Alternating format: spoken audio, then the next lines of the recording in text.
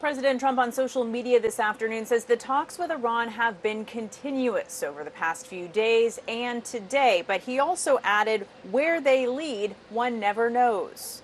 Testifying publicly for the first time since the start of the war with Iran, Secretary of State Marco Rubio told lawmakers talks are ongoing, despite one Iranian outlet's claim that the exchange of messages stopped. Now, some of it is logistical. They're operating probably using couriers and things of this nature.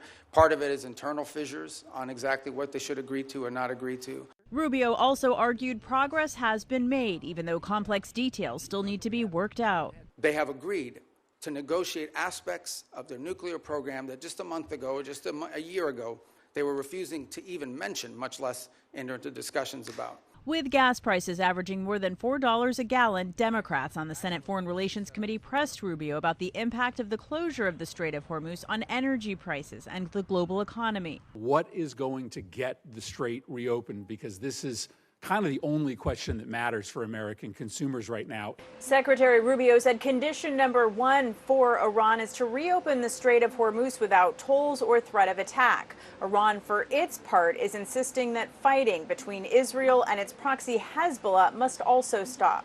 Smoke billowed in southern Lebanon Tuesday, despite President Trump saying the two sides agreed to stop attacks. In Washington, the State Department hosted another meeting between officials from Israel and Lebanon as the administration tries to broker peace. An Iranian military official in a threatening statement said that Iran has not yet revealed all of its, quote, trump cards. Secretary Rubio, during that hearing, acknowledged that Iran still has a lot of drones because he says they are easy to make.